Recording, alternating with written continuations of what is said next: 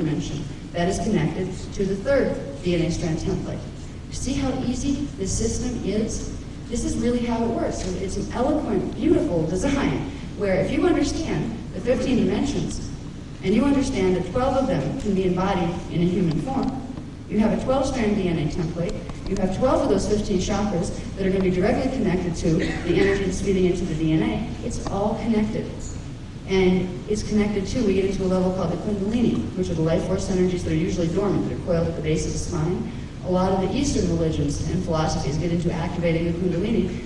Unfortunately, they tend to not teach you about the rest of things, like the scalar grids the body's built on, and if there's blockages in those, you can have some really outrageous Kundalini activations.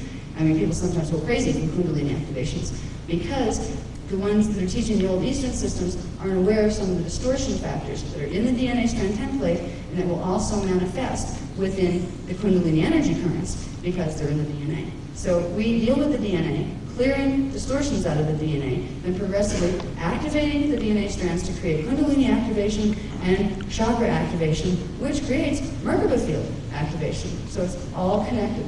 This is the science of ascension, Merkaba mechanics. And it was the ancient sciences that were taught for hundreds of thousands of years on this planet. When people knew how to go through stargates, and it was no big deal.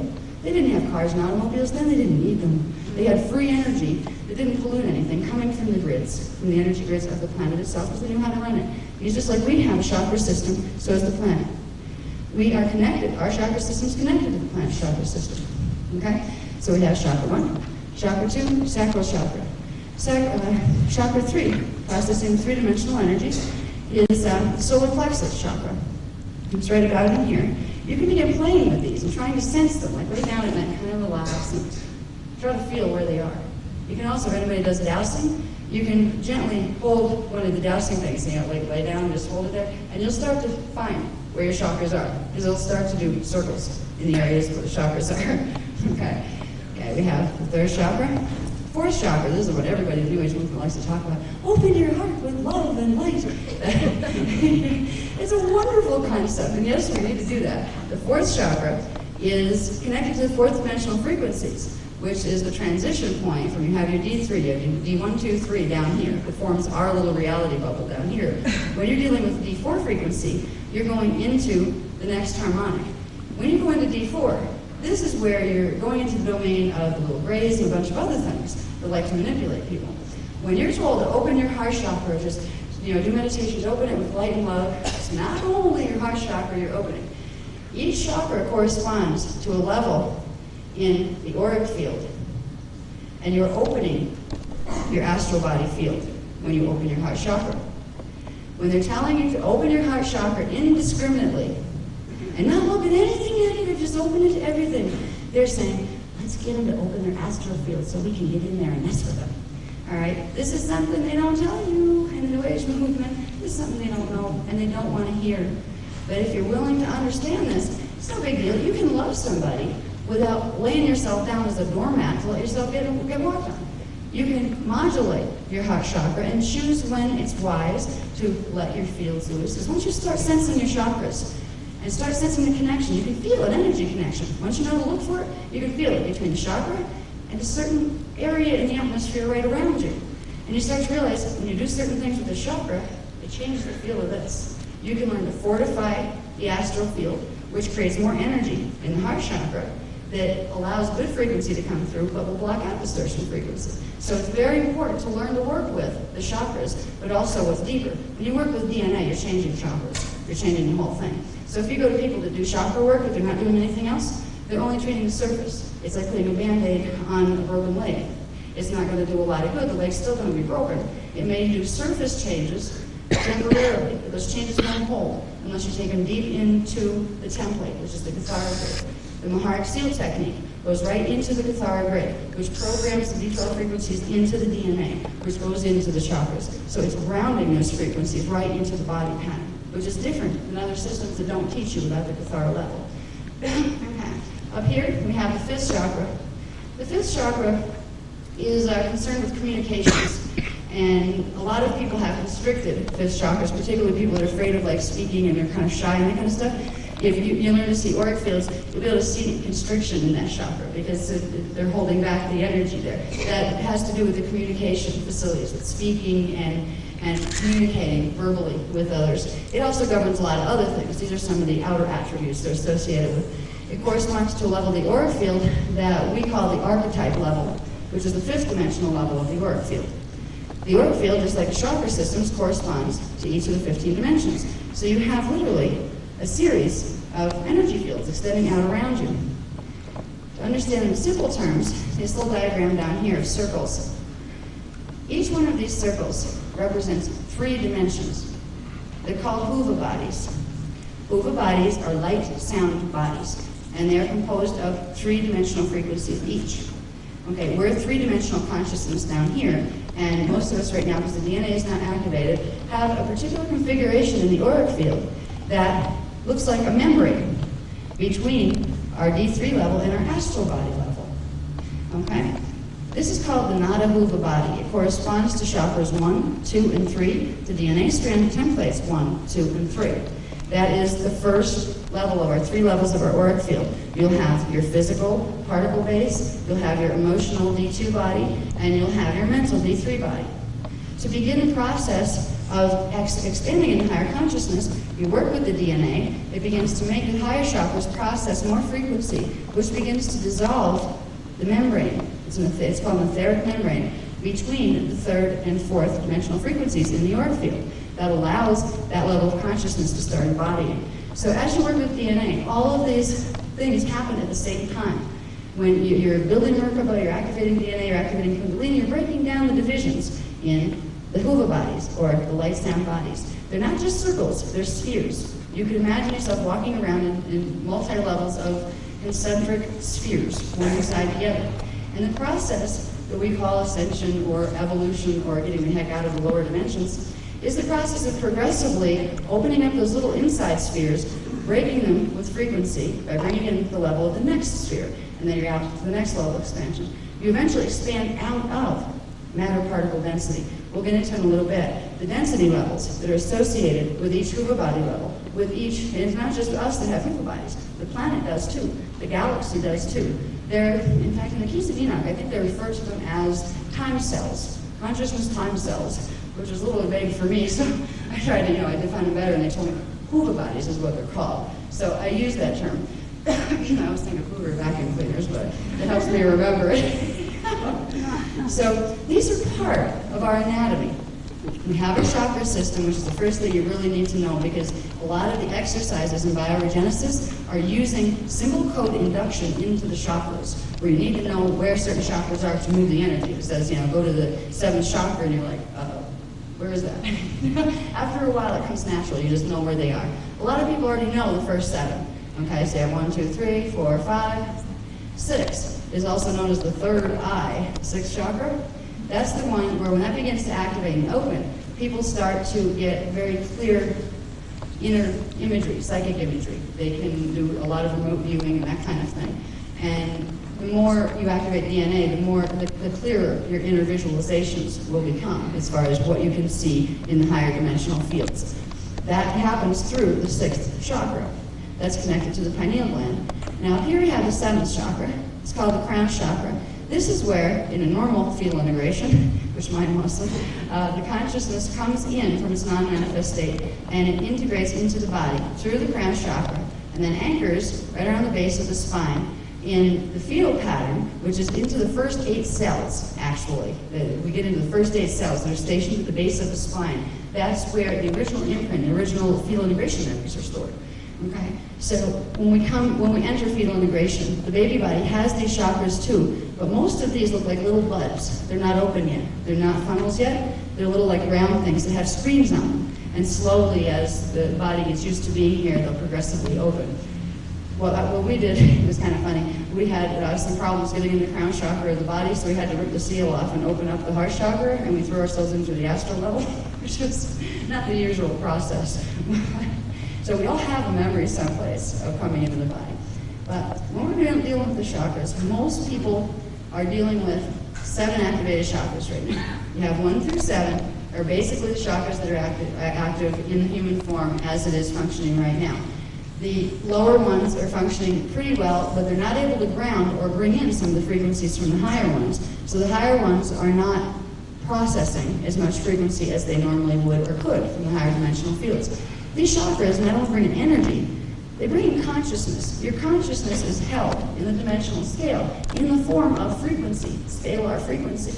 So when you're bringing in consciousness, you are bringing in energy frequency from the interdimensional spectrum that has your particular consciousness signature on it. The chakras are the part of the apparatus that allows that consciousness to embody.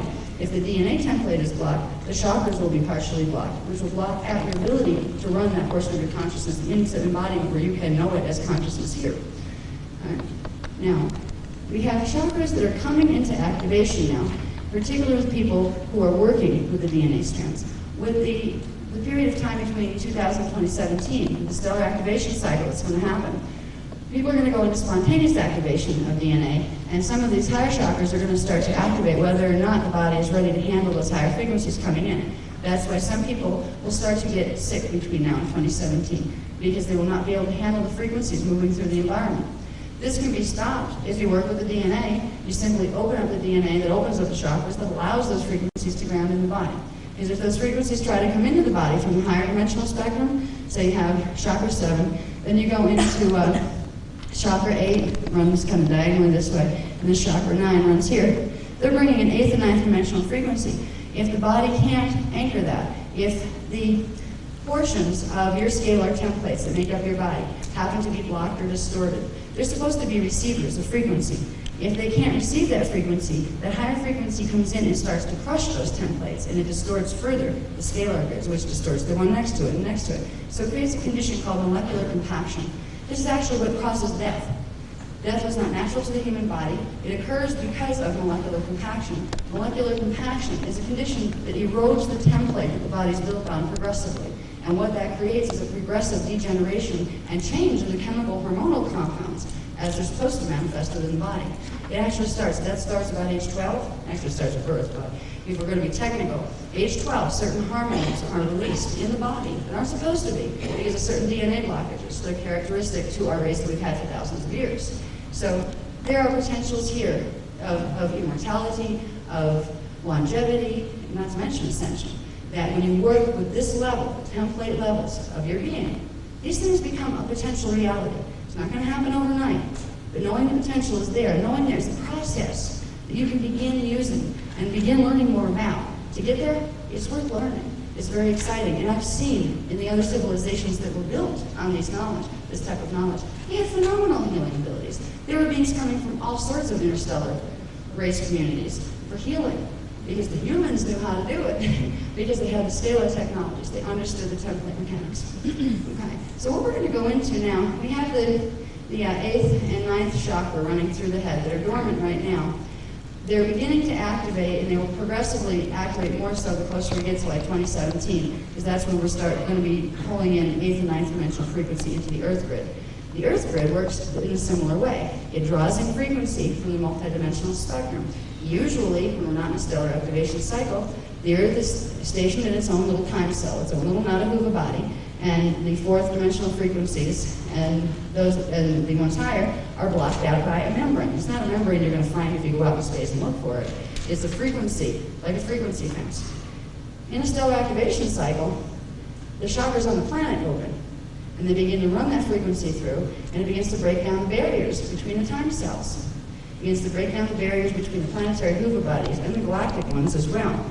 And what that creates is a condition of time cycle blending between the time cycles that are in the higher harmonics and the time cycles that are here. This is what we're moving into right now.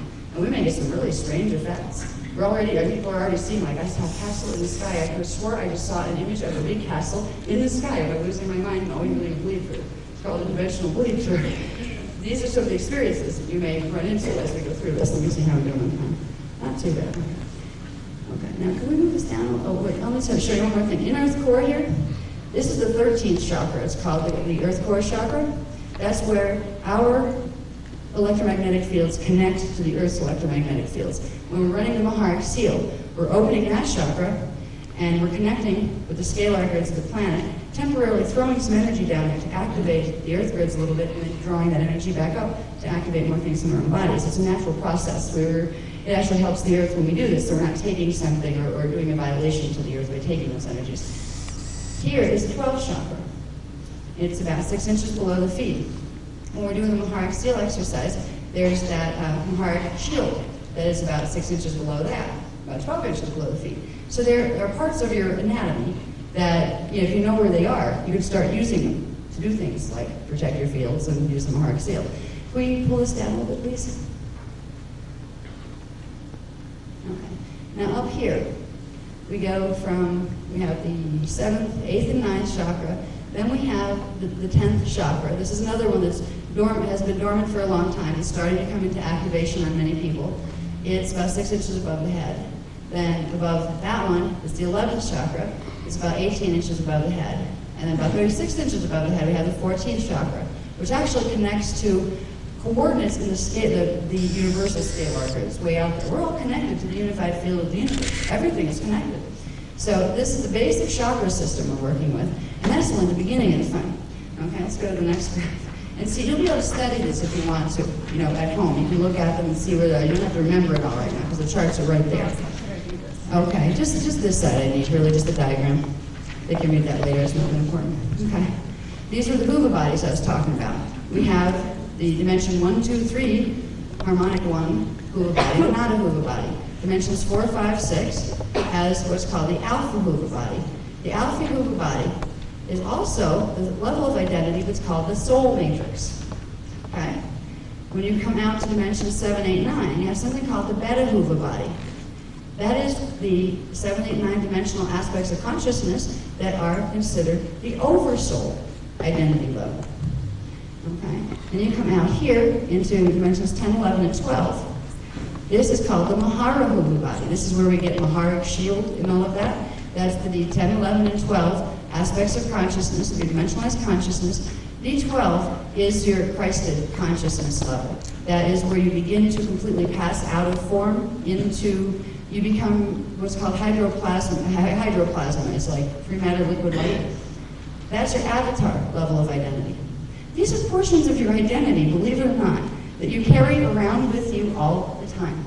You're never alone.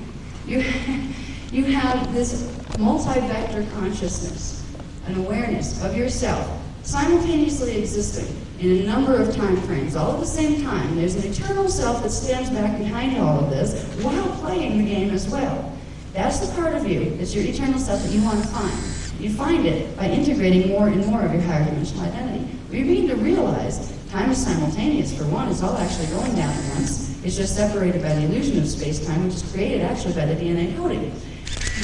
You begin to realize how eternal you really are, and all of a sudden, whatever life dramas you find yourself in, be they incarnational, if you have your incarnational memory or your weird ones here, you start to realize you're an actor playing parts in the theater of time. And it's like a house of mirrors in time. We run into each other a lot of times, and we don't even realize it's us, because we forgot who we were. So as we progressively integrate these higher dimensional levels of our identity, we progressively go into a state of consciousness where you don't lose individuation. You expand the concept of individuation. You become one that knows itself as many, but is still one. And that progressively goes, that even the higher you expand, you progressively go into this concept. And it's very hard to describe. It's experiential.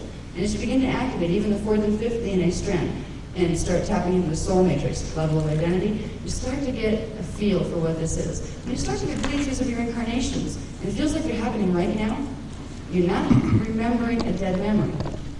You're tuning in to somebody else's brainwave pattern that's in a body in a different space-time location right now. It's a piece of you in a different space-time. Incarnation is simultaneous. Okay?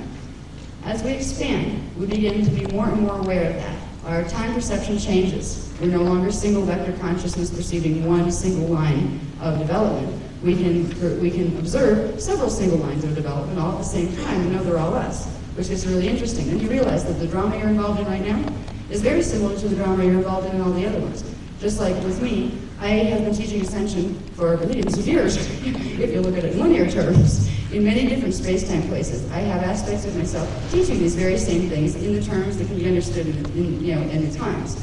And it's really neat when you start to see that. Even your little life dramas, the little issues you're working on, you start to find your incarnations. You realize they're working on them too. You're doing a part, they're doing a part. There's these interwoven plans and reasons that you incarnate as all of yourselves. You're all working on a piece of it. When you start to get this and start to feel the reality, you can hear it from me, but it's going to be real to you. It's going to be the difference between believing and knowing. You can believe what I'm saying, but when you start to experience it, that's when you throw belief right out the window. You don't need belief because you just know. And this is what you have to look forward to as you work with these programs. Okay, when we move out of there, we get past dimension 10, 11, and 12, and we hit our D12 Christed consciousness level, which is something many people probably won't be hitting in this lifetime right now. Some of us can. It's a full 12-strand DNA activation. First, we got to worry about getting the templates in there, fixed, and then we have to progressively work with them. It takes time to activate the DNA templates, particularly since they haven't been active in thousands and thousands of years. It's like trying to turn the power back on in a house that's been sitting vacant for about 10 years. It's like you turn it on and you duck, waiting for, is it going to turn on at all? Or is it going to throw sparks and burn down half the house or what? The circuitry needs to clear itself for a while. Some people will be able to do it very quickly. Some people it will take more time. So we can't promise you that if you do this in 6 weeks flat, you can ascend. I wish it was that easy. I'm still working to clear the parent imprint out of my DNA strands. It's predicting whether I'm going to be, even though I know all the dynamics, I know how to do it, and I've done it before. I don't know if I'm going to have enough time between now and 2012 when the Stargate's open to get my own imprint cleared. But I know it works because I've done it before. And that's why I can say to you, I can't promise you that it will work for you this time, but it'll get you closer the next time. Maybe it will, but maybe it will this time. If you can get your DNA activated, you can get to the point where the barriers between your Hoover bodies start to break down, you become capable of passing through Stargates. You become capable of passing through them without spaceships. Spaceships are used primarily to use as a buffer to take you through if you can handle a certain amount of frequency infusion into the higher dimensions. You couldn't handle it with your body alone. So a lot of times people that are being taken on spaceships, they're actually having DNA repair done so they can progressively get more able to go through themselves. They used to call it ascension in the old days, sometimes they still do. It's the same process. You can look at it scientifically as Stargate passage, you can look at it spiritually as ascension. It is the same thing. Science and spirituality are one. They're just different translations, different way of looking at the way reality works and the way consciousness works. Okay, let's see, when we get down here, when we get out here to these levels, at this point we've expanded. If we've fully activated 12-strand, we blow ourselves right out of matter and we become hydroplasmic pre-matter liquid light, the Christos, the cosmic soup, but we're still conscious of ourselves being. And it's a very powerful level. You can't even describe it while you're in a human body. It's like, you go into another level that corresponds to D13, 14, and 15. This is called the Raja Hoover body. This is the level of identity called the Rishi. And it is, again, a multi-level of identity. You know yourself as many, but you're not even in a liquid form at that point. You're in pure conscious radiation. And then there's one expansion that you'll go through to get out of the time matrix. You're still dimensionalized here. You still have some type of perception of the passage of time. Because the passage of time is created by dimensionalization and by consciousness moving itself through the dimensional structure at different angles. Time is really not a reality. Existence is a reality. Time is kind of like a game we play with ourselves to experience something other than not time. It's hard to describe. When you get up into the higher levels of being, why does it all exist? Something to do? I mean, I haven't figured that one out yet. Right? But there's this whole process of once you come into dimensionalization to experience space-time matter and individuation, you will have to go through this process of progressing back out. It's not just about, I go in, I'm going out tomorrow. It doesn't quite work like that. You get yourself stuck in dimensionalization, and there is a process, a physics process that you have to go through. It takes more than just being a good person to be able to send. I've had a lot of people in the news movement say to me, well, I'm a good person, the angels will get me through. It's like, oh really? I hope they recode your DNA because you're not going anywhere if they don't. You can. And I've had them say, oh, we don't need the details. So, you don't need the details. Okay, that's like trying to add up numbers without the numbers. you don't get very far. You have a concept of how many of this and how many of that, but you have no numbers to represent what you're trying to measure. You're not going to get a measurement. This is what's happening with the distortions in the New Age teachings. Personally, we can do overkill on detail, but we try to give just enough where it makes sense to your logical mind. Your mental body needs to integrate too. A lot of the light, love, spirit teachings are not teaching you to integrate the mental body. They're teaching you to forget that. That's lower mental stuff. Go into the spiritual spaces and don't worry about it. If you want to ground your spiritual identity of the higher dimensions, it has to come through the third dimensional mental body. If you refuse to integrate the mental body, you're creating a third chakra blockage, where you're not grounding those frequencies. You're not going to ascend while you have blockages in the chakras of the stance.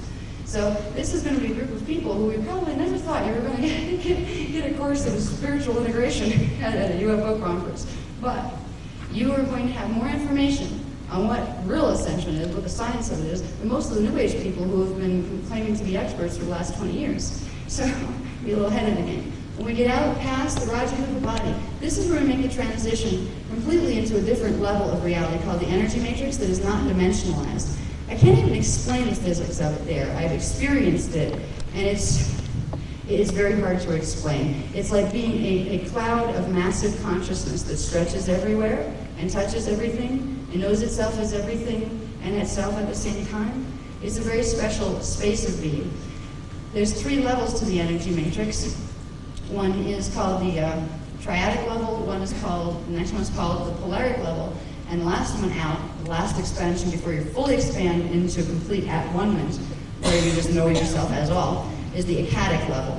Now the teachings that I'm bringing through right now are called ecadic level teachings. Most people bringing through ascension teachings are bringing them through from about here. A few good ones are bringing them through from here. We're bringing them through from here. So the information is a lot more accurate, is a lot more detailed. And that's why it's different than a lot of the other things that are being taught out there. There's a lot more information contained within these areas. When you expand out of time, when you complete all this, intensive ascension stuff, you will get out into what's called the Tanadra Huva body. Next would be the Dhyana Huva body, and then the Prima Huva body. These are the levels of identity that are called ascended mastery levels. There's a lot of people in the New Age movement out there saying, oh, I'm an ascended master, or I'm talking to ascended masters. And it turns out, if you do a matrix scan on these guys, they're talking to guys that are in D5. Well, they ascended from D3. Personally, I aim higher, because somebody in D5, you can have people here that have D5 consciousness. You could have people here, depending on the G code, they can have D12 consciousness. If something is calling itself an ascended master, but it's not explaining to you the structure of 15 dimensions, because that is the standard structure, that's the way they are structured. If they're telling you there's only 12 dimensions, they're only telling you about this part of things. They're omitting this part, either because they don't think you're ready to learn, or because they don't know themselves, because they haven't grown that far yet. A true ascended master consciousness is one who we all begin out here, in the pool of all we can call one. And it's energy, conscious energy. We move through the different levels and go down into full matter manifestation. Then we come all the way back up. That is an ascended master that hasn't come back yet. Now, that being has gone down, got all the codings of the 15-dimensional matrix and its double parallel matrix, and has come all the way back up. Then when it comes back down into a body pattern, it can inhabit a body pattern of, say, an emerald order indigo with a 48-strand capacity. This is where the DNA matrices plug in. They will determine what amounts of your consciousness you can bring in from these higher levels.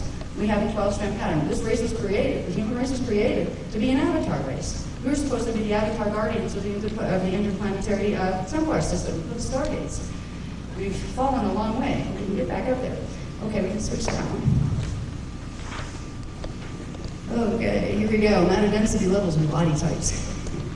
Okay. We're dealing with the Nada-Huva body. Dimensions 1, 2, and 3, which is called harmonic universe 1, or harmonic, we call them harmonics of matter density or harmonic universes, whatever you want to call them.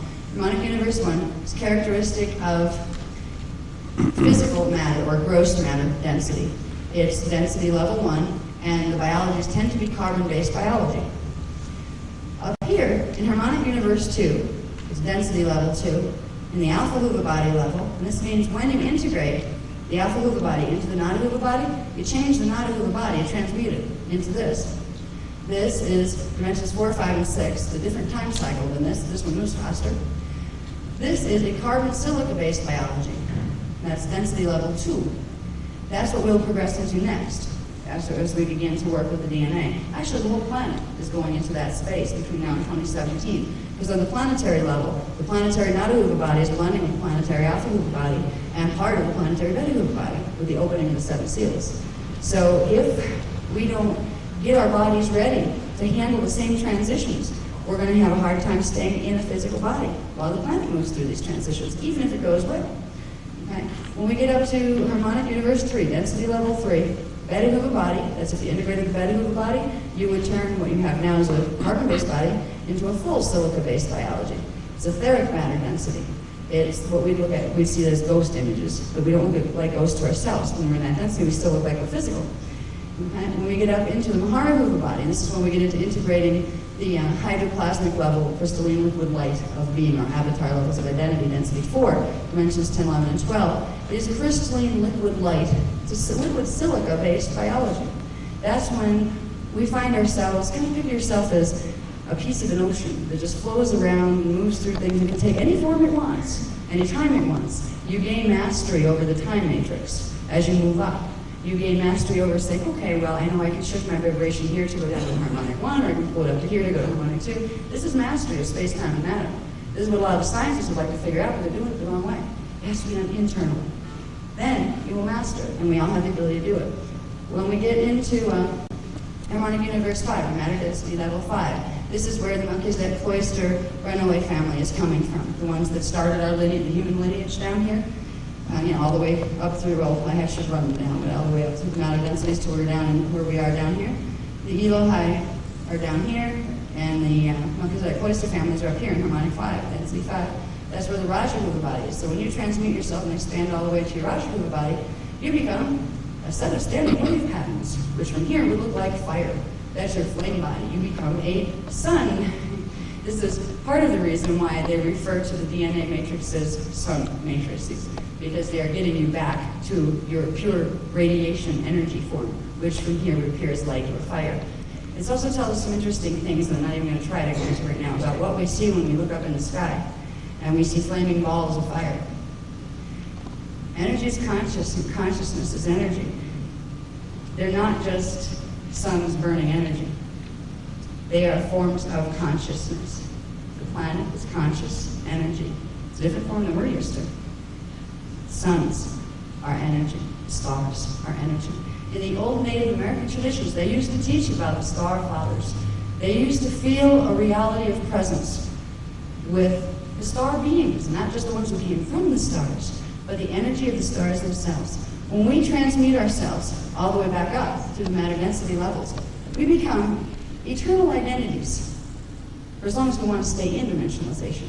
When we blow ourselves out of there, which probably looks something like a supernova from our scientific perspective, we will end up in those levels of the energy matrix that are not dimensionalized. And there are levels of the body that go like that. We have the triadic matrix, and that is, they call it the Substantra Hooba body, but they call it the Merkaba body. And there's fancy names for these that aren't that important unless you're studying comparative religions, because some of the religions use some of these words, or pieces of these words. It's telling you what level of teaching these religions are coming from, if you know some of these. Like there's a religion called Eckankar that deals with certain teachings.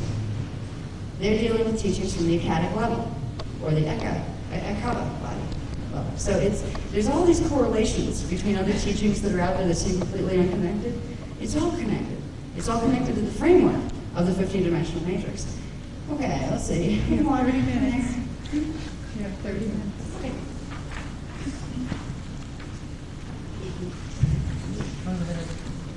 Okay, this one is a more intense version of the one. 5 minutes. 5 minutes for what? Change tapes. Oh, okay. All right. Now, this was familiar from before, which was the chakra system, the body. What I'm focusing on here is showing the levels of the auric field that correspond to it. We'd have the Nada-Hooba body, we'd have the Alpha-Hooba body, we'd have the Beta-Hooba body, and we would have the Mahara-Hooba body. So I'm showing those levels. And it's showing you where the chakras cross through into them. If you follow these lines out, this, so when you get home, you want to look at this, you can see what these lines mean. They're the projectiles of the chakras. The energies actually come all the way here. And the more you break down these barriers of food bodies, the more those chakras are going to pull in. And actually, you start to have chakras merging together. And eventually, you turn into a body of light, which is when you're sending it out of here. But you don't have to. It doesn't, it is not something that's forced on you. You can control it at that point. When you get good enough where you could do it, you also have the ability to choose whether you're going to or not. All right, so this is just to show you the relationship of the auric field, that field that's around you, to the chakra system. This is another part of your anatomy.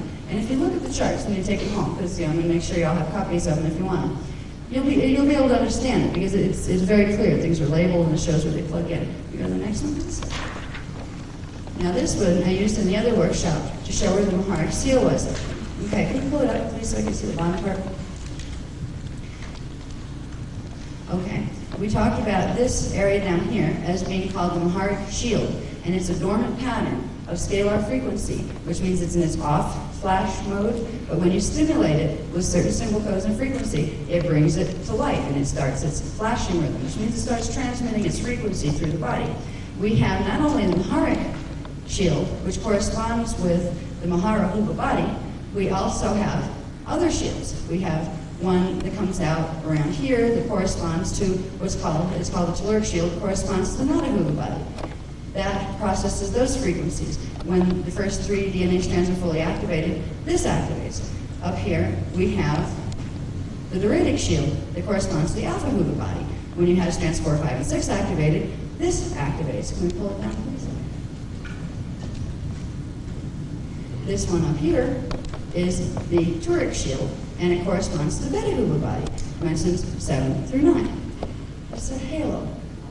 There's also other configurations. When you look at the old religious paintings, they were trying to tell you something. The halos on the head were referring to oversoul integration that comes with activation of strands 7 through 9 that creates the Turic shield in the auric field. They knew the sciences, and they depicted them symbolically and visually. There are other things when you activate cathara centers in the body that create the wing configurations.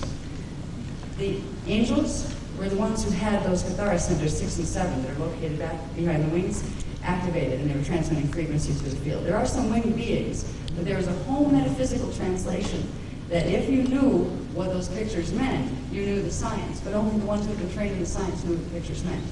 All right, so this has been being shown to us and represented as something different. Again, we're looking right at it, we don't know what it is, because we're taught to look at it as something different than what it is. The greatest way to hide something, the way they've been doing it all along, is put it right before your face and call it something else. Okay, so when we're working with integrating the body parts, I want you to know the body parts here, because all of it, if you're interested in any of the biogenesis techniques that we use, you need to understand this anatomy, because you'll be, it'll refer to do this with this part, and this with this part. You need to know the anatomy. That's why I'm running it through it here. Even if you didn't do any of those, just knowing that you have this structure, walking around with you, gives you a whole new playground of your consciousness, a whole new area of you to find and explore. Okay? We can move on to the next one.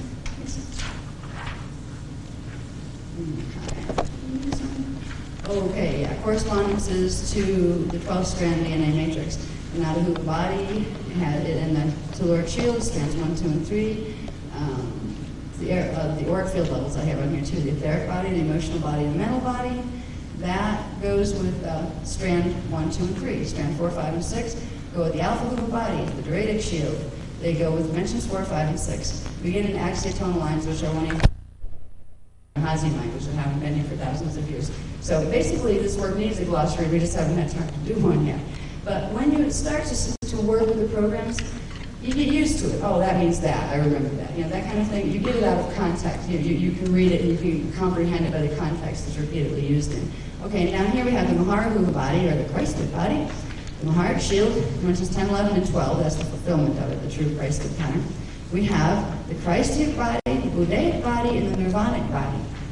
These tell you something about the different religious systems and what level they were trying to get you to develop. They all fit together. They all serve a different level of consciousness to get you into that Christ and Christos state.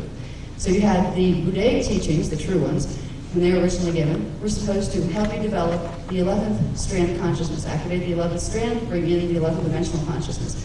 The Christ teachings were originally to help you bring in the 10-strand consciousness, and the Nirvana teachings, which are part of some of the Eastern philosophies, were intended to get you to stimulate the 12-strand. All of those activated together create the Christos body, or the inner Christ, which Christ was trying to show us and trying to demonstrate for us.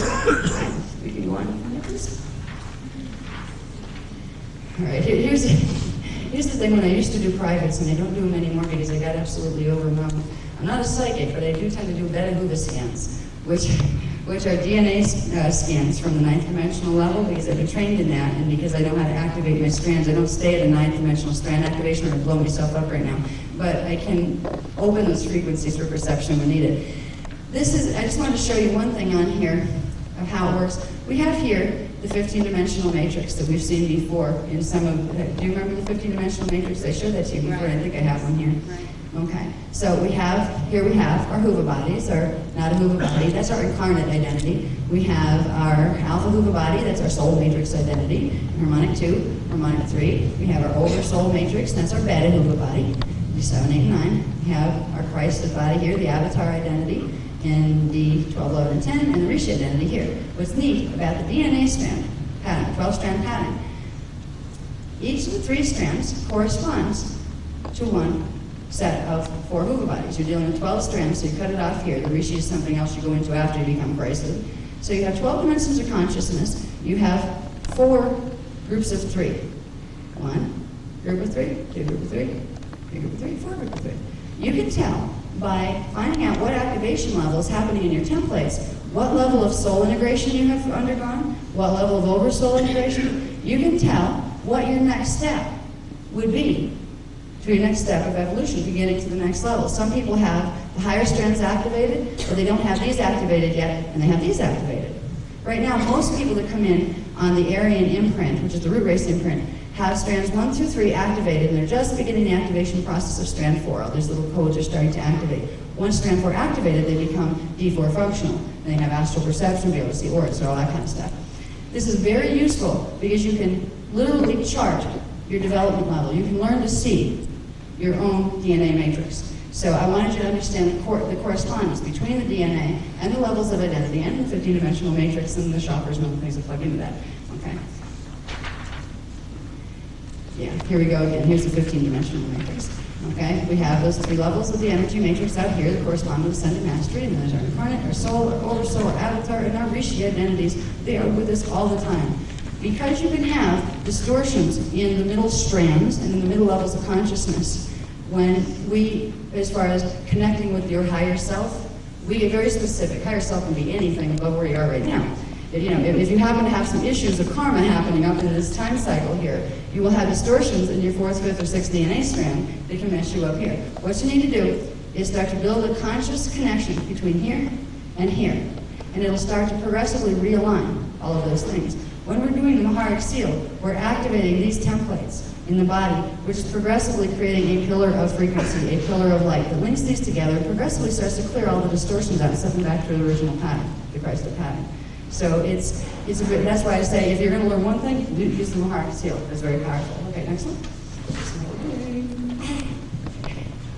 Okay, this one I just wanted to show you real quick. Again, it's that same one showing the chakras, but this time we have where the Merkaba fields plug in. They are the light, sound, electromagnetic, counter-rotating electromagnetic fields that form in the auric field, and they are part of the process of being able to move through time zones, to be able to experience ascension. The Merkaba vehicle forms in the auric field as a result of the shields activating, those little things we saw at the different levels, as a result of the DNA activating, as a result of the chakras activating, as a result of the Kundalini activating. So that will form these fields in your bioenergetic field. And that is what allows the angular rotation of particle spin of your body to start shifting, where you can shift out of this time-space zone and into others. Okay, this is called the Crescent Star. It's called the Mahanta Merkaba. This is a 12-dimensional Merkaba vehicle. If you went into full 12-dimensional consciousness, activated every one of your 12 codes and didn't hold the grounding codes there to stay in body, you would become a light form that would be shaped something like that, but it would be all radiating out of the center point. You can also end up as a body Where if you have a manifestation down here that's having a few codes unplugged just to keep in body, because you turn the light, you can't keep yourself grounded. You keep some of the codes unplugged in the 12th strand, stay in the body, you would have this configuration in your auric field. That would be the scalar configuration that you would literally be walking around in. You'd be what we call a form constant in here, where you have a holographic projection or illusion of a solid matter form, because it's all hologram, really. We get into that later in the higher teachings. Okay, so I just wanted to show you the full 12-dimensional Merkaba vehicle. Okay, this, I'm not even going to go over this because it's too long. It's in the Amente book, Voyagers 2. It's also in this little chart pack here, so you'll have it. This shows you the root races, okay? It's a big chart. This shows the 3 seedings of the races, who they were, what the cloister races were that came in with them, what strands each one were activating on, what period of time they came in, who were their host races, et cetera, et cetera. So it's giving you some of the G-code stuff. And it's there. I figured you might want to see that since we'd stirred up that one. Okay. Symptoms of 4th DNA strand template activation. We're all going into this, okay? Some of us are having a jump start. They're usually the people that are having contact. We're going into 4th DNA strand activation because the 4th vortex on the planet has already opened. It's beginning to transmit D4 frequency. That's going to interface with our bioenergetic fields, which is going to stimulate the activation of our DNA strands. Whether or not we're ready. So there's going to be a lot of people in the next number of years that start seeing weird things. There's going to be angel contacts and deceased relatives coming back and saying hi, and they're going to see all sorts of strange things. It's going to be very confusing, particularly for psychologists who are going to get like inundated with people having all sorts of weird experiences to the point where they're like, why am I drugging everybody? You know? I wish psychologists could understand what is happening, because they're going to start doing more harm than good. They're going to try to suppress these things with drugs because it's real confusing at first. With 4th strand activation, you get a lot of good things. You get, let's see, here's some of the symptoms that you get. You get less fragmented dream recall and the development of lucid dreaming. That's one of the first signs. You get clearer dream recall. Then you might start doing spontaneous out-of-body experiences and astral projection, usually starting from the dream state, which usually perks your curiosity. You say, ooh, did I do that consciously? And you start getting interested in working with it. You may start seeing specks, dots, balls, and projectiles of light flipping around the room or outside. And you think, what is wrong with my eyes? You are starting to pick up higher frequency coming in, and your eyes are starting to sensitize to it. Okay, let's see. This is a wild one. I've had this happen for a long time. You can see from the whites of your eyes, or all of a sudden you find yourself, look at it from here. Your peripheral vision all of a sudden turns on, like somebody turned on a switch. It doesn't happen all the time. You just get these real clear visions as if you had just turned your eyeball that way. You're looking through the whites of your eyes. It's activating a different part of the eye mechanism. I'm not an optometrist, so I don't know my eye mechanisms, but I think it has something to do with the rods and the combs in the eyes or something. 10 minutes? Okay. 20 minutes. Oh, that's wonderful. Good. Okay. I want to let you know these, because these are some of the things you need to watch out for. Because if you're already, even in this room, even interested remotely in the concept of ET contact, that's telling you something about higher consciousness and yourself.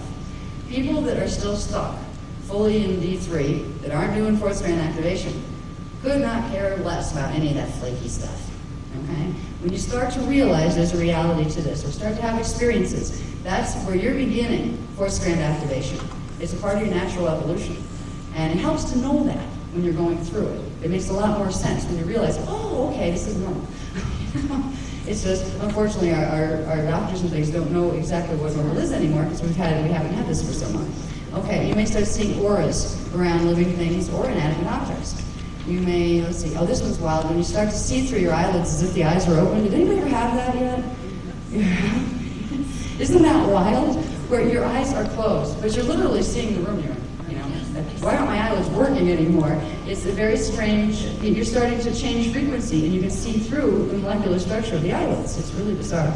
Another thing you can get visually is macro or micro vision, where all of a sudden you can like look at your skin and all of a sudden you can see all the minute little bacteria down there. Or you can see all the little holes in the skin cells, the dermis, the epidermis, and all those things, and you're not trying. It just like spontaneously turns on. Or you may get all of a sudden as if you were someplace a million miles out in space looking at everything from way up there. These are some of the things you will get with 4th DNA strand activation, okay? So don't think you're going crazy, you're not. You'll also get an increase in empathy, and telepathy, and psychic skills, and energy healing abilities. You'll find more energy running. Channeling, and this is why you still have to be careful, because if you do your heart seal, fine, but you'll start developing natural interdimensional communication, and that's where you get messed with. Okay, let's see. You will get, let's see, where else do we get communication? activation. Okay, this is where you also get the beginning of reincarnational memory starting to surface. Reincarnational memory, contract memory, and maybe for some of you, fetal memory. Usually fetal memory comes a little later. There's a blockage that's in the first DNA strand that has to be cleared with bioregenesis before you can unplug enough to remember all of it. You might start getting an emotional body feel for it. You start to remember being in that confined space, but to get like visual, full memory of it, you usually have to do some DNA work on the first strand. Okay? You'll also get, let's see, same-dimensional overlays or ghost images of other scenes transposed over physical 3D reality, where you might be standing there and all of a sudden you see a whole other scene, like a ghost image, right in front of you. Oh boy, I'm hallucinating. It's not a hallucination. You are beginning to pick up the reality fields that are in different harmonics or different frequency bands. It's perfectly natural, and it stabilizes after a while. It's just when it first starts, it's like really hard to blend those two spaces. Okay? Let's see. You'll start to feel a stronger sense of love and connection to the earth and to other living things. And at the same time, you may start to find this huge repressed anger for thousands of years toward humans. All of a sudden, you know yourself a little different. You feel you're a spirit in a human body. And you watch humans and you almost have a hard time relating to them because of what they've done to you. You start to feel the pain of the planet. I used to live in a place called Carbondale, Pennsylvania, where they absolutely raped the heck out of the earth by digging out the coal. And I would live there and I felt in my heart chakra this dead, crying energy. I felt the earth cry. And it was horrible for me to live there. And it's very painful. You may go through some of that. You get increased love and joy. At the same time, you just feel this sorrow for the planet and for the animals and all the things that are being harmed here. So you get through that, but it's a phase you may encounter. Okay. Again, you may get conscious contact with anything from angels, ETs, and to deceased people. You get your, let's see, direct cognition of knowledge from your higher identity levels. You just may spontaneously feel a burst of energy and all of a sudden you know something you just didn't know before. This is fun. This is speed learning. It's really great. You'll get more and more of this as your higher strands activate. As the fourth strand activates, you'll start to get part of your astral consciousness, what you've been up to on D4, is right now, your D4 body is going and having experiences. It's learning things, it's doing things. So is your D5 self, and your D6 self. So you have a lot of things to learn, because it's not just you, it's learning things down here. Some of the things I just wanted to bring to your attention, you can also get some negative things. I wouldn't call this negative unless you resist it. You may get change in sleeping and eating patterns. You may find excessive periods of tiredness where your body's trying to get used to the new frequency, or absolutely manic states where you can't sleep for 2 days and you're wired and it feels great. You just can't figure out why you can't go to sleep, you're not really tired. That's okay. That's DNA activation. A lot of people at that point go running to the doctor. Something's wrong, I'm an insomniac. You need to understand, the old labels don't apply to strand activation anymore. They will repress it. If you try to take drugs to stop this stuff, it's actually going to make it worse. It's going to, make distortions in the natural processes. You learn to work with it. Okay, I'm up tonight, so I'll work. So I'll do something interesting. And it'll balance out. It's just, when it first starts, you may get cycles of this, and then it'll calm down. Then you have another cycle. Okay, these are the hardest to deal with. You may get temporary mood swings or anxiety attacks or like manic depressive states, like, wow, really bottom out, and a couple days later. Or you may get hot and cold flashes and hormone fluctuations, which can create all sorts of weird stuff. So again, you might want to go running to the doctor or the psychologist to help you. It's better to really start to try to handle yourself. I'm not saying don't get treatment if you have real problems, but try to realize some of the things they call diseases aren't diseases, they're signs of higher strand activation. And the people who are being trained medically just don't know this yet. So you have to create a balance. Okay, how far am I willing to go? If I'm really falling apart, yes, I'm going to go get help. And I'm not going to tell them I'm activating DNA strands, because that'll make no sense and they'll think I'm crazy until this paradigm gets out there enough where people understand. But it's much better if you can deal with it organically. Work with energy, work with the chakras, work with bioregenesis. That's what these techniques are for, to help you through these processes. Okay, go on to the next one. Okay, realizing your roles in power contacting. I'm going to go through this real fast, and I want to make sure we get to the exercises that we're going to do tonight out there. This is again all in that chart pack. Okay, you were chosen for contact because you have the genetic potential for rapid DNA template bioregenesis and activation. Even if you're not an incarnate member of one of the hybrid races, they will not, none of the races, choose people who do not have the ability to rapidly undergo bioregenesis or DNA activation, because that's what they're interested in. Even the negative ones are interested in those patterns for their hybridization programs. So just the fact that you may be having contact would tell you there's a pretty darn good chance that you have some special DNA in there that can work to your advantage if you know what to do with it. Okay? Becoming consciously involved with your DNA acceleration process. This is important because it will allow your dormant genetic potentials and spiritual awareness to awaken more quickly. If you work with this from this end, your higher consciousness is working from that end, you get there a lot faster. That's why when you do conscious evolution, it works a lot better than when your soul is just trying to move you through things and you kind of ignore the whole thing. Okay, let's see. When you are helping yourself, you're not just helping you. When you do this and you raise these frequencies in your field, get your DNA activated higher, get your consciousness higher frequency, you are helping to make a shift in the race morphogenetic field because of the 100 monkey syndrome, the critical mass syndrome. This is scalar template interaction. So even if there's only a cluster of people who make these changes, it can literally change the outcome of all of the dramas on the planet. And that's what we're hoping for. That's what the Guardian Alliance is hoping for. Okay. Okay, this is some of the advantages you can learn on bench. You can learn a lot of advanced knowledge. You can discover very quickly after fourth strand finishes activating. By then you should know why you chose to incarnate in this lifetime, and remember what you came to do in relation to the mass drama. You start to access what's called your soul contracts. You make contracts with yourself of, okay, I'm going to incarnate in this space-time to do this and be a part of this group thing. We all incarnated to do individual stuff and group stuff to be a part of, group evolution as well as just, single evolution. You'll start to access that when you go into fourth strand activation, more and more of it. Okay. Once you become awake with these processes and become a multi-vector consciousness, become an embodied soul and know it, you'll be able to help other people do that. You'll be able to do stuff like, well, not necessarily like what I do. You don't have to go and say, hi, I'm hungry. But you'll be able to counsel others. You'll be able to see and look at them, and they think you're absolutely nuts because you have all these weird beliefs, and you'll look at them with this great fondness, realizing they're sleepers, and they're not awake yet, and realizing that they can be. You can see their potential, and they can't see it yet. So it becomes wonderful to try to show them their potential, because it's there. And that's where it becomes fun. You really find meaning because you really know that you can touch people in a way that will transform their lives forever. It really could. So you feel like, gee, I guess I am, was having something on the planet. I guess I'm pulling my own weight. At least I'm helping people. Something like that. Okay, if you commit to awakening, you can assist the group. All right. If you commit to the awakening process, you, at some point, if you want to, will probably have the ability to have contact and be asked to serve as an ambassador or a liaison when it is time for physical contact. We may not have physical contact with Guardian races until after 2017. Right now, if they came in, we'd have World War III because the Draconians have bombed right out of the sky.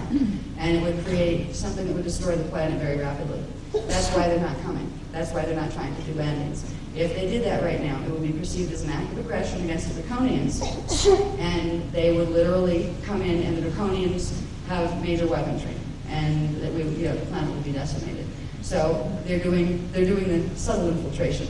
Help the people to help themselves. That's what the Guardian's plan is. But after 2017, there's a very good chance, if it goes well, that we will have physical visitation ships coming down with Guardians and do some stuff, that kind of thing. And that's what I'm looking forward to. If it goes bad, the people that are working with these programs that have got the DNA high enough to go through Stargates, there will be the opportunity for evacs. They won't believe you here. They'll try to help.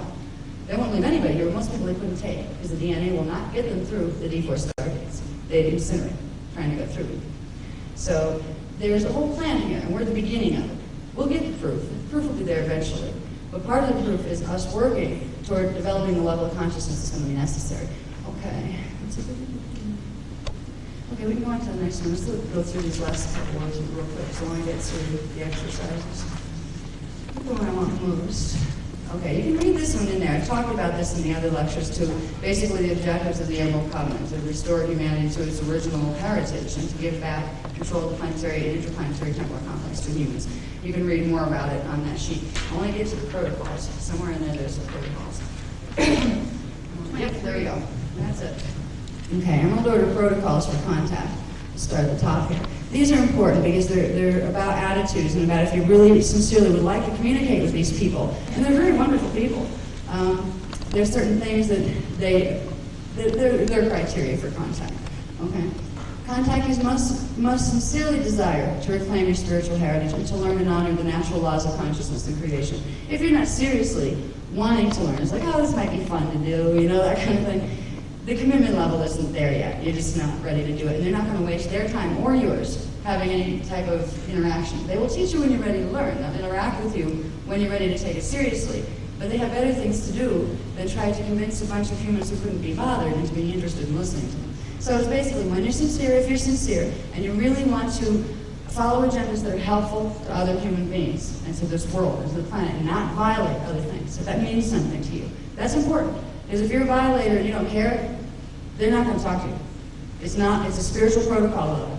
They're not going to endorse that. They're not going to even humor you. They may talk to you long enough to say, excuse me, you're violating things. Do you care? And if you say yes, then they might talk to you more. Okay? Let's see. Animal order contacts will always approach humans with respect, honor, kindness, and love, and expect in return a reciprocal respect and kindness in dealing with their contactees. They will not accept contact with humans who display rude, demanding, manipulative, exploitive, condescending, judgmental, or elitist attitudes, nor will they engage conscious contact with people who attempt to disown personal power and worship their contacts as gods. They don't want to be worshipped. They're friends here, they're higher evolution, but they want you to make your own connection. This is one big difference between these and a lot of the other visitor guys. So they won't engage that. If somebody's putting all the power on them and worshiping them, they will back off and they'll try to help them in the dream state, but they won't engage that to encourage it anymore. So they have certain protocols that are in our spiritual best interest, that they have them, and that's why they're doing them, okay? They encourage self-sovereignty and equality by personal spiritual integration. They encourage you to become what you really are and for God. Okay? They will, okay, 5 minutes. You know what I'm thinking? We can do the exercises there. Okay, we're going to do them there anyway. So instead of having to do them twice, I'll tell you what we're going to do. So it won't take me a minute to tell you. It takes about 10, 15 minutes to run through it. We did run through it in the last workshop. Like a quick version of it. We can do that just as easily out there, but I'll explain how we'll get out there. We're going to sit in a circle, and then we're going to talk a little bit, get some organized, get feeling the vibe out there. Then I'll run you through creating a space for contact. It's low kundalini activation that raises your frequencies to the fifth dimension level a little bit. If we can get the group up there, we may have some very interesting results. I'm hoping. That's what they tell me. Okay, so I do want to get through this because the protocols are important. I want you to understand where these people are coming from and also the opportunity that they're offering you if you want it. Okay? They will initiate subtle contact and communication before offering any physical proof of contact. And except for humans who are directly incarnates of them, they will initiate contact with you, and they may even come and pick you up. That's the exception to this rule. But most of the time, it will be subtle contact and communication. If you're willing to play and develop the skills, they're willing to meet you halfway. And they will communicate with you, and they'll progressively help you build that. Once you build that, you establish a communicative rapport with them. Then they will get into, I really wish I've tried it, but I've really had faith in you, and I've learned a lot, and I really like proof. At that point, you've got yourself to a point where you know that you still learned enough that is valuable even if you never got proof. That's when you get the proof. But they have promised that if you work with them, eventually, on an individual basis, that will be given to you. Okay, now, let's see. Okay, they expect you to take responsibility for consciously working to develop the subtle contact and spiritual advancement skills. Okay, should I say something? Yes, I thought I heard minutes there. Hearing minutes. Okay, if desired, they will assist humans in DNA template biogenesis, but they will not do this without you consciously requesting it. It would be a violation for them to oppose that on you, unless you happen to be one of them incarnate. Like I am. If they're going to do it with me, like, great, I'll power through you guys, I can work family. So they're not going to inflict anything on you that you don't want done. And that's what I like about these guys. They'll walk away. They love you enough to intervene, and they love you enough to walk away, if that's what's right for you. And that's the hardest kind of love. Anybody can love you and control you and that kind of thing. There's a higher love that allows, even if it means allowing somebody to fall on their face. You try it out, you try to help them. So they're coming from this space. There's a very high level of love. It's not the icky, gooey, control you kind. Okay. So for individuals who work with initiating, and developing subtle contact with the visitors, these guys, eventual physical verification and contact will be provided. And if crisis emerges on planet during 2017 stellar activation cycle, they will arrange personal evac through private contact for anyone whose DNA template is activated to high enough levels to survive Stargate transit. So this is basically the proposal they're offering. And there's a technique, I don't think I have it on Mylar. It's too small to read anyway. This is why I wanted you to have these packages, whether or not you paid them, I didn't care. There's the technique to use personally at home to begin creating a space for contact. And it takes a couple of weeks. They want you to build up the body to be able to hold certain frequencies, and the mind to be able to hold certain frequencies. Then they can make a bridge. Because they very rarely communicate anywhere less than D5 level. You know, they very rarely come down into the lower frequencies. So if you can get your consciousness to D5, you'll be able to interact with them a lot easier, and it's a lot easier for them too. Okay? So what we're going to do, I'm just going to wrap up with this. I gave you a very quick course in anatomy, okay, subtle body anatomy. This becomes useful with any of the programs that we have, and we're progressively getting more. There are some techniques that were given in each of the workshops that I did here. There are several techniques for sensing energy and different things. Some people got them, some people didn't. So these techniques work with knowing where your chakras are. The technique that we use with the Maharic Seal works with knowing where your chakras are and the rest of your parts. Every bit of the bioregenesis technologies require some degree of knowledge of your basic anatomy. So that's why I wanted to run you through this. I want you to go home going, wow, I didn't know I had that. You know, I want so much for you to realize the significance of what it means to have that knowledge consciously. That is the key to the kingdom, to your kingdom. And because I have my memory open, I remember what that means. And I know that every one of you, if you're willing to work with these techniques, either with them or with some of the programs or whatever way you're guided to, what you can reclaim. I'm only a little bit of the way there, and I am thrilled. I wouldn't go backward if they paid me $1 billion. So I hope that this has given you enough of an overview. You'll have the written material. Okay, so it'll make a lot more sense once you read it and say, oh, that's what she's talking about. You also have the diagrams. I wanted you to have the charts. So you would say, well, where was that chakra? Or, you know, where was that seal? Yeah, you'll be able to see. I hope that you use it. When we go tonight, we're supposed to be organized. I'm told we have to be organized. So we'll go, and we'll very nice and systematically, so we don't annoy anybody that's running this thing, go out and sit in a circle. Okay, we'll do a circle first. Sit wherever wherever we're supposed to be out in this field. I haven't done that yet. We'll do the circle, talk a little bit, and then I'll run the exercise with the Maharic Seal. We'll get our seals up. Then we'll do the D5 Kundalini thing to get the platform of perception up higher. So that's what we'll do when we get out there for anybody who wants to go. And I was basically promised if we could get the frequency of the group consciousness up high enough, we may see some interesting things. I'm holding my breath. They promised me photographs of ships or something for the last 4 years. They didn't tell me when. I'm praying maybe this is it. I was hoping Egypt was it too, and we only got a few little light balls on camera. But so this is what the agenda seems to be, and I think, I gotta go. We all gotta go. Okay, did you enjoy that? Yeah.